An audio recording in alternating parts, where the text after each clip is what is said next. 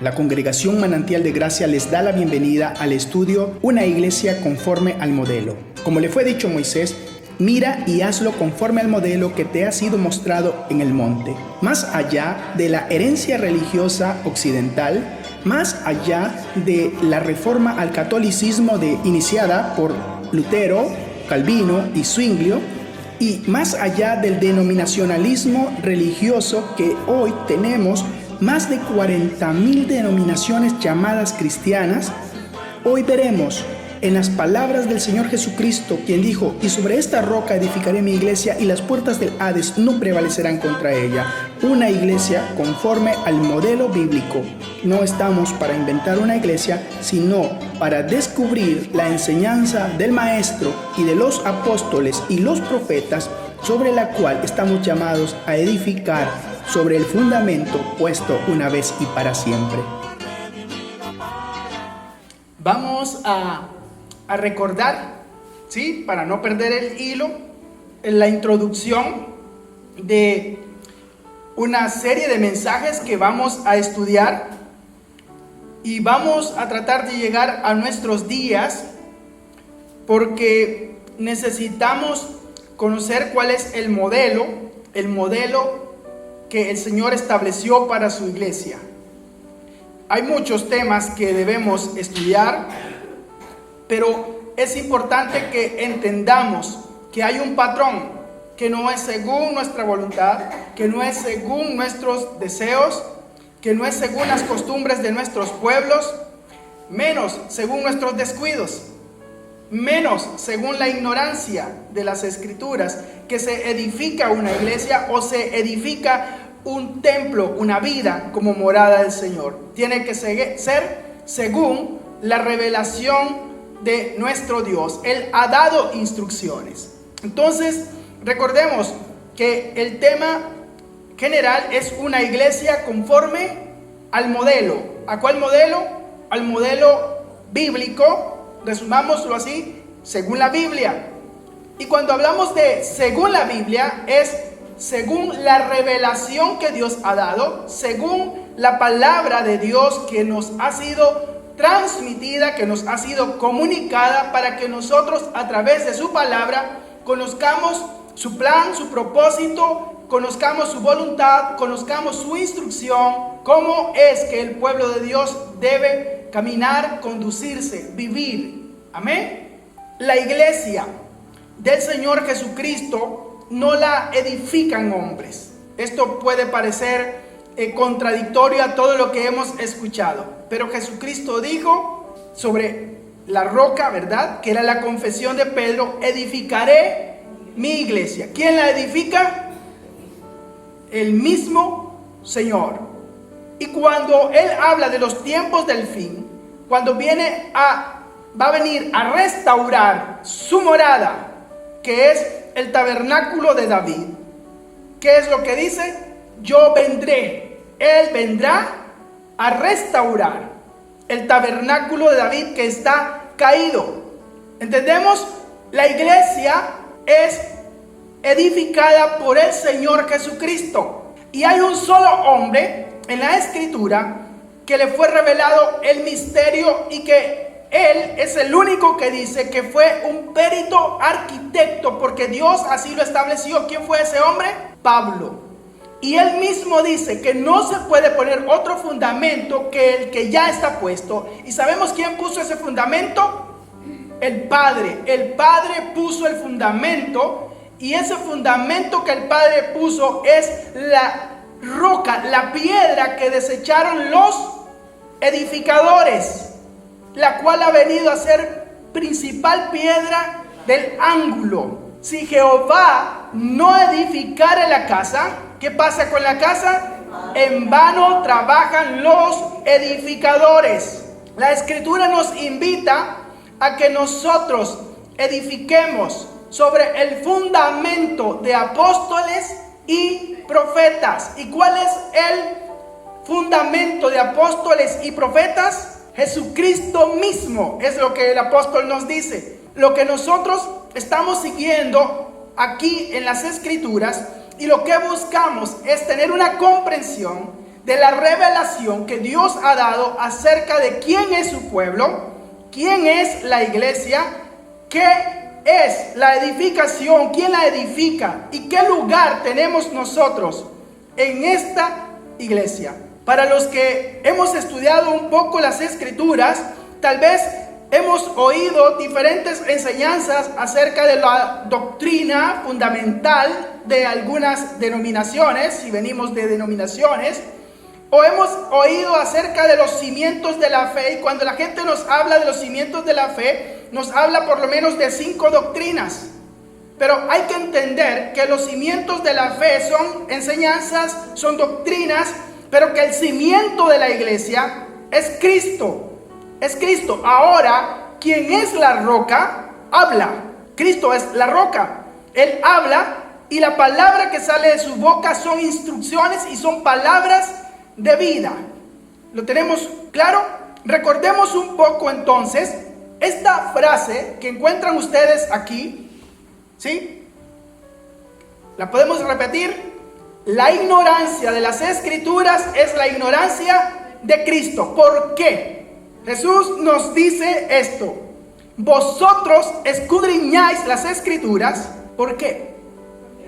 Porque os parece que en ellas tenéis la vida eterna. ¿Y qué dice Jesús? Ellas dan testimonio de mí. ¿De quién hablan? De mí. Entonces toda la Escritura, absolutamente toda la Escritura está hablando de Jesucristo. Hombres apartados de Dios, hundidos en el paganismo. ¿Qué es lo que tienen? La ausencia de la luz. ¿Y quién es la luz? Cristo. Toda la Escritura habla de una persona y esa persona es Jesucristo. Las mentiras. Hablamos de 4 mentiras que han sido heredadas ¿desde cuándo? Desde el siglo III después de Cristo.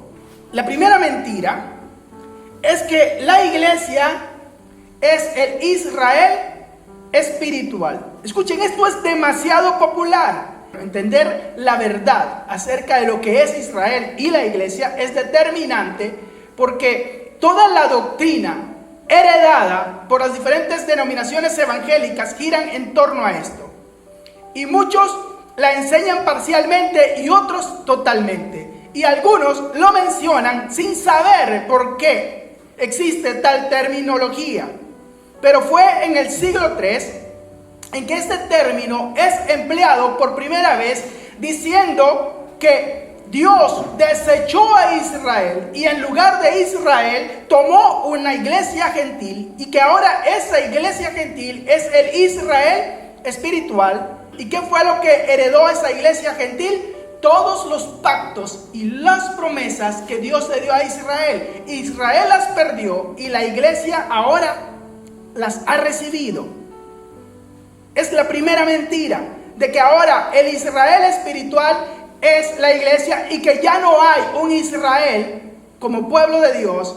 Ya no tiene Dios un trato con Israel. Dios desechó a Israel. Pero según Efesios, en Efesios capítulo 2, versículo 14, ¿qué es lo que leemos? Escuchen lo que dice. Y aquí Pablo está hablando de gentiles, de los que vienen del mundo gentil y de Israel, porque Él es nuestra paz, que de ambos pueblos hizo uno. ¿Cuántos pueblos entonces tiene Dios? Uno. ¿Por qué? De ambos pueblos hizo ¿cuántos? Uno. Un solo pueblo, es el pueblo de Dios. Los gentiles han dejado de ser gentiles para ser parte del pueblo de Dios, y ese pueblo de Dios tiene nombre. ¿Cuál es el nombre del pueblo de Dios?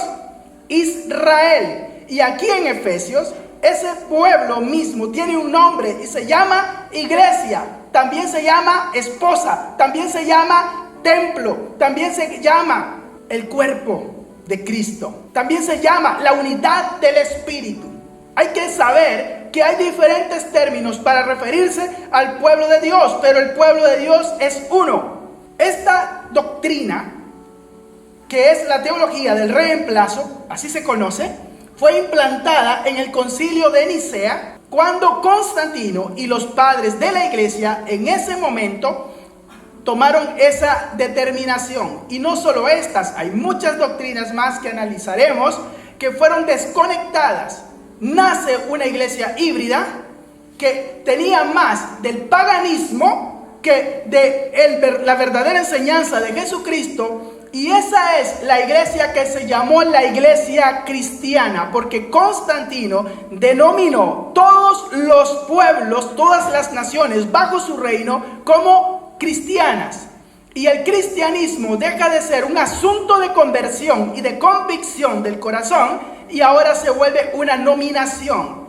Hasta el día de hoy, las personas se siguen nominando cristianas sin tener una vida como la vida de Cristo. Fue en el concilio de Nicea. Aquí hay unos versículos muy importantes y los vamos a leer. Escuchen lo que está diciendo aquí el profeta. Dice, Él hace memoria de su pacto perpetuamente y de la palabra que Él mandó para 1000 generaciones.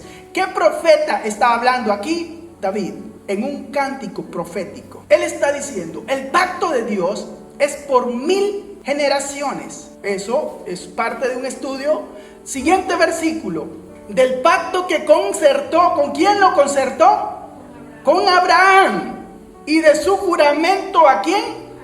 Es decir, pacto que hace con Abraham, pero también es el mismo pacto que Dios le jura, con el que Dios se compromete. ¿Con quién? Con Isaac. Siguiente versículo.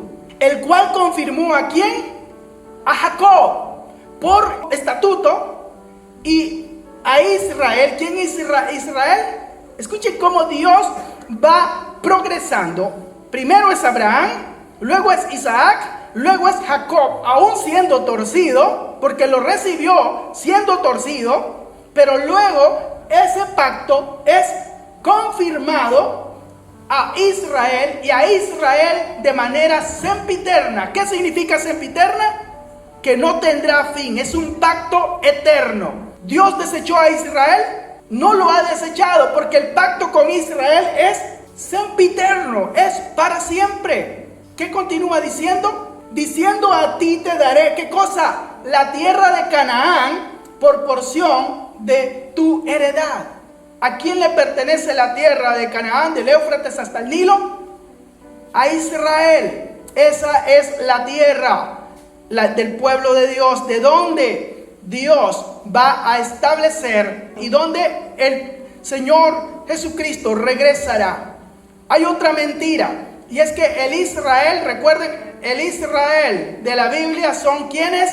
Los judíos. Ya lo recordamos. Primera mentira, que la iglesia pasó a ser el Israel espiritual. Segunda mentira, que el Israel de la Biblia son solamente los judíos y los cuales fueron desechados. Siguiente mentira es que la Torá fue dada solamente a los judíos, pero según Éxodo no solo fue dada a la tribu de Judá, sino a todo Israel, las 12 tribus. Y la cuarta mentira que vimos es que las fiestas de Jehová solo son de los judíos, lo cual no es así. Son fiestas dadas para todo el pueblo. Esta y la siguiente diapositiva son muy importantes.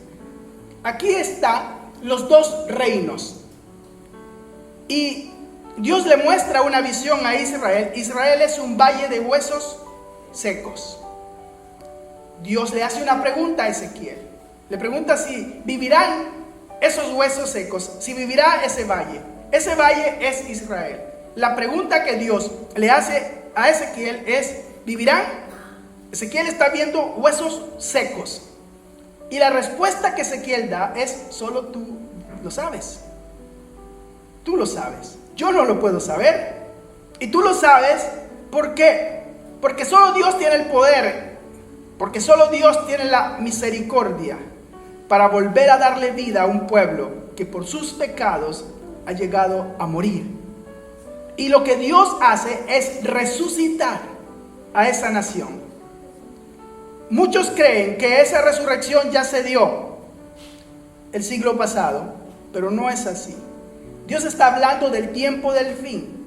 Y en el tiempo del fin, ese valle de huesos secos que es toda la nación, va a ser resucitada, va a ser traída de nuevo. Y por eso Dios le dice a Ezequiel que use una parábola, que tome 2 palos, en uno escriba el nombre de José, que es Efraín, y en el otro el nombre de Judá, y ambos palos los ponga en una sola mano y se los muestre al pueblo. Y cuando se los muestra al pueblo, que es más o menos lo que estamos graficando aquí, les va a dar una profecía de lo que Dios va a hacer.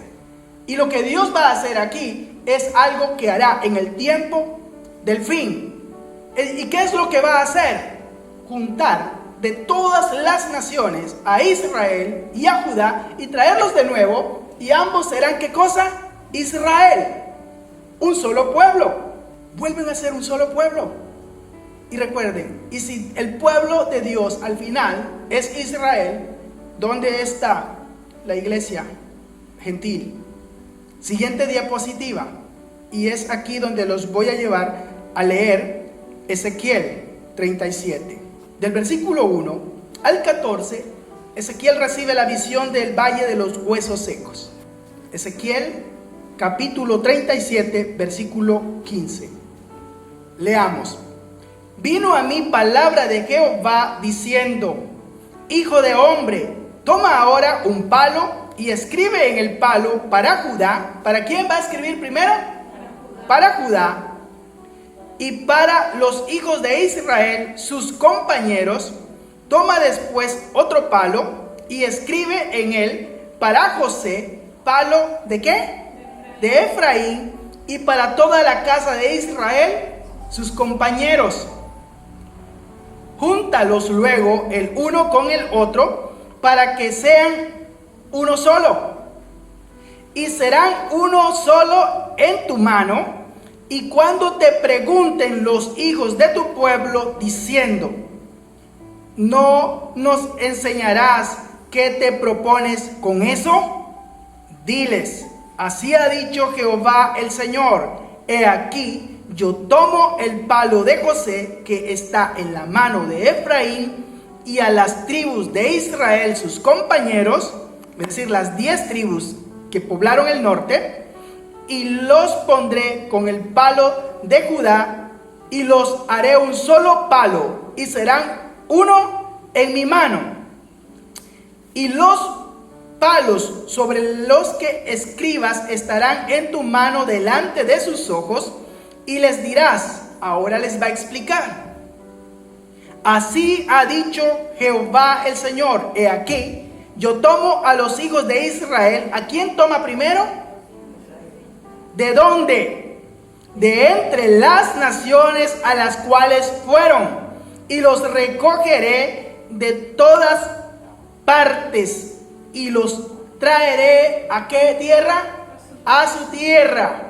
¿Cuál es la tierra de ellos? La tierra que Dios le dio a Abraham, a Isaac y a Jacob perpetuamente. Y los haré, ¿qué cosa los va a hacer? Una nación. Entonces, ¿qué significan aquellos 2 palos uniéndose en uno? Una nación. En la tierra, ¿en dónde? En los montes de Israel. Y un rey será a todos ellos por rey. Ya no tendrán 2 reyes. Los del norte no tendrán su rey, y los del sur no tendrán su rey. Judá tendrá, igual que Israel, un solo rey. No tendrán 2 reyes, cada uno buscando su rey. No, tendrán un solo rey. Y nunca más serán 2 naciones, ni nunca más serán divididos en 2 reinos, ni se contaminarán ya más con sus ídolos. Y está hablando de una conversión. Ellos ya estarán convertidos, serán acercados. El versículo 24: mi siervo David serás rey sobre ellos. David, el rey según el corazón de Dios, será puesto como rey sobre ellos, y todos ellos tendrán un solo pastor. David estará allí. La figura de David, aquí no sabemos si es hablando de Jesucristo o literalmente es David, pero aquí el Señor nos está diciendo un solo rey y un solo pastor. David era rey y también era pastor, y Jesucristo es pastor y es el Rey de Reyes. No vamos a entrar en detalles ahora. Versículo 25. Habitarán en la tierra que di a mi siervo Jacob. ¿A quién le dio esa tierra? A Jacob. ¿Recuerdan? Y la confirmó ¿a quién? A Israel, sempiternamente. En la cual habitaron vuestros padres. En ella habitarán ellos, sus hijos y los hijos de sus hijos, para siempre. Y mi siervo David será príncipe de ellos. ¿Para cuándo?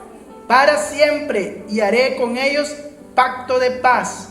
Aquí lo que encontramos es entonces el momento en que Dios de ambos pueblos y de todas las naciones donde hay una oveja perdida, una oveja de la casa de Israel, Dios los va a traer y todos ellos llegarán a ser un solo pueblo, una sola nación, es decir, una sola iglesia también. ¿Cuántas iglesias? Y ahora, aquí hagámonos una pregunta honesta. ¿Cuántas iglesias conoce usted que hay en esta tierra, en este mundo? ¿Qué pasará con cada una de estas iglesias? ¿Valdrá la pena estar peleando contra otras iglesias? ¿Valdrá la pena estar construyendo el reino de Dios en una entidad tan pequeña, en una pequeña organización mentalizada y pensada, diseñada por hombres? El verdadero pueblo de Dios es uno solo, se llama Israel. Ese mismo pueblo que está conformado por gentiles y por el pueblo que Él escogió, gentiles que renuncian a su nacionalidad pagana para ser parte del pueblo de Dios. Lo que vemos en el estudio que estamos, el libro de Ruth, es que ella renuncia y se convierte en una israelita. Ella dice: tu nación será tu pueblo será mi pueblo. Y vemos aquí lo que tiene que suceder con cada persona. Yo les he dicho acá y lo voy a ratificar. Jesús deja claro que Él no vino sino a un pueblo. ¿Cuál es ese pueblo? Las ovejas perdidas de la casa de Israel. Y si Él viene a buscar a un solo pueblo, entonces deja claro, Él mismo confirma que Él no tiene muchos pueblos. Su pueblo es uno solo. Cada persona que oye la voz del Señor, de su pastor, es porque es una oveja. El mismo Israel, que son las 10 tribus del norte, que fueron zarandeadas, según los profetas, en las diferentes naciones, ellos mismos no saben quiénes son. ¿Por qué? ¿Qué era el juicio sobre ellos? Que ellos se mezclarían con las demás naciones. Los únicos que se han mantenido celosos son los de la tribu de Judá, ¿sí? Los que no se han mezclado. Pero el hijo pródigo se ha ido, se ha mezclado, ha vivido perdidamente. Cuando él recapacite, vuelva en sí, el día de la gran visitación, mirarán al Cordero, a quien traspasaron, y se volverán. ¿Y cómo estará su Padre para recibirlos? Con los brazos abiertos. Despertará el celo de Judá. Y es allí, en la plenitud de los gentiles, que Dios provocará a celo a Judá. Pablo lo tiene claro. Ellos se volverán a su Dios. Hoy, la iglesia gentil que el mundo conoce no está provocando a celo a Israel. Está lejos de eso y de ese plan que Dios tiene. Entonces, volvemos al tema. ¿Cuál es la iglesia conforme al modelo? ¿Es la iglesia que nació en el siglo III? ¿Es la iglesia que en el siglo XVI fue reformada? ¿Son estos millares de denominaciones y religiones que se llaman cristianas? ¿Y todos estos movimientos? ¿O es la iglesia que Jesucristo dijo que Él edificaba y que Él puso como condición que lo único que necesita esa iglesia para ser una iglesia es que 2 o 3 personas se reúnan para la gloria de su nombre, en su nombre, para que su nombre sea exaltado, para que su nombre sea proclamado, para que su nombre sea el que se levante, no otro nombre. no el nombre de una organización, no el nombre de un hombre. El modelo es Jesucristo mismo. El edificador es Jesucristo mismo. Si Él no edifica su iglesia, el resto de edificadores están edificando en vano. Y no lo digo yo, lo dice la Escritura. Nadie puede poner otro fundamento que el que ya está puesto. Y cada iglesia, cada congregación, no usemos el término iglesia, sino cada congregación, cada asamblea que se levante en alguna parte del mundo, tiene que levantarse sobre el fundamento de apóstoles y profetas, el cual es Jesucristo mismo. Entonces nosotros como congregación no tenemos ningún interés de crear una nueva iglesia. No estamos aquí buscando cómo crear o levantar una nueva iglesia. Estamos aquí buscando al Señor y reuniéndonos en su nombre. Y que cada reunión en este lugar sea en el nombre del Señor. Si usted y yo venimos aquí para reunirnos en el nombre del Señor, para exaltar el nombre del Señor, para proclamar su nombre, entonces podremos tener su presencia en medio de nosotros.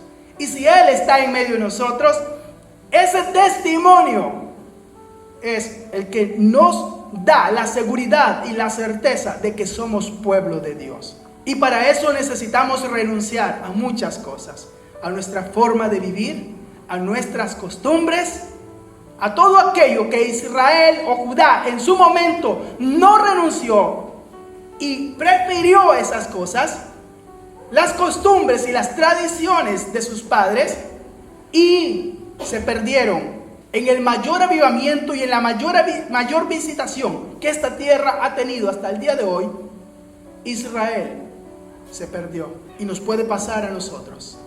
Quiero que concluyamos con algunos versículos, y ahora estos versículos son muy importantes porque recuerden que hay un solo reino que se dividió en dos, y que luego esa nación que se dividió en dos reinos fueron sacados de la tierra. Judá parcialmente regresó, los judíos parcialmente han regresado, gran parte de los judíos se siguen dispersos en el mundo, y Israel, las 10 tribus literalmente están dispersas, están tan confundidas que ni saben quién es Israel.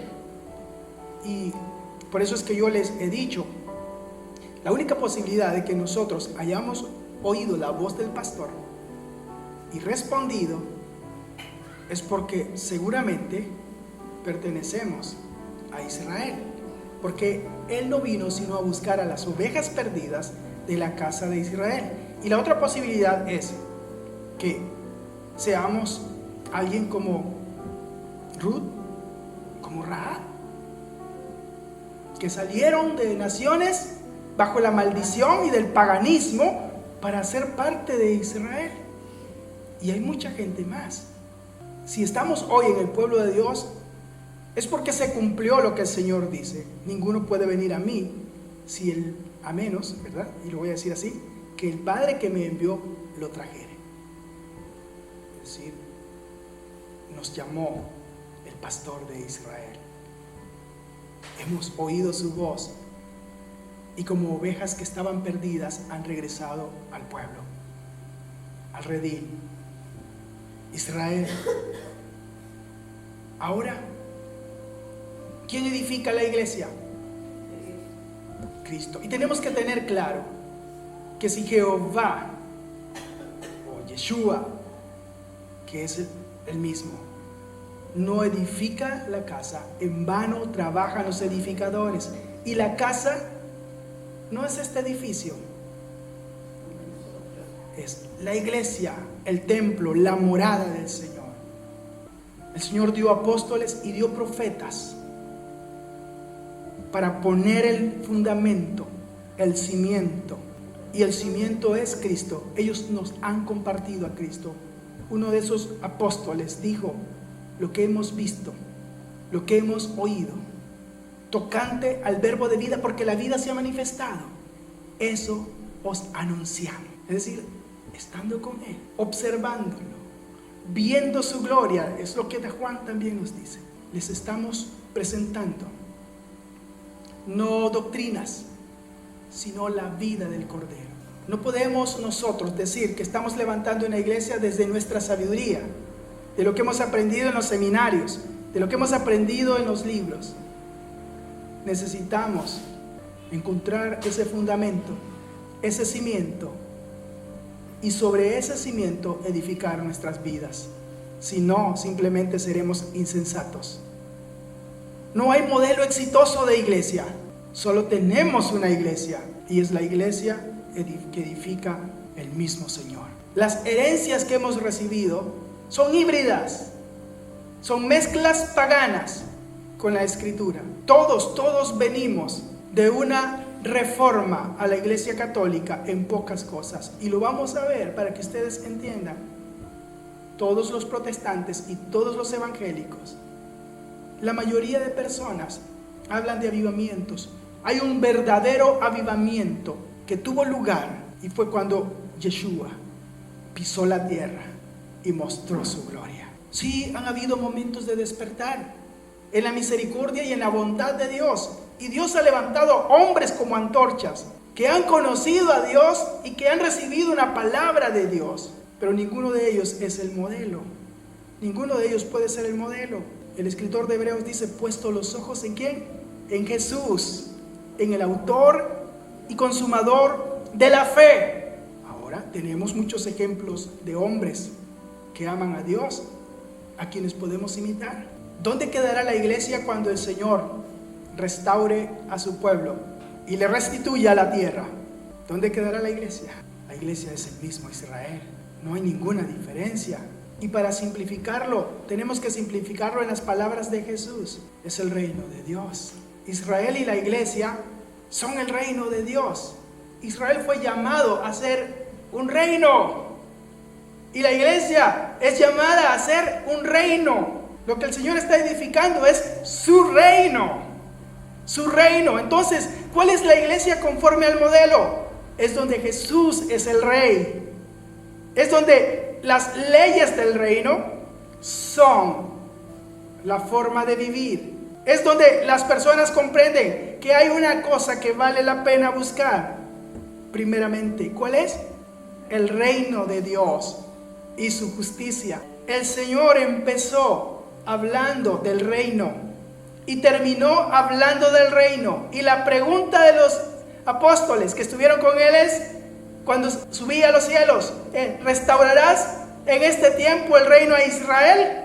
Ellos entendieron que todo gira en torno al reino. Todo se trata del reino de Dios, del gobierno de Dios establecido en la tierra.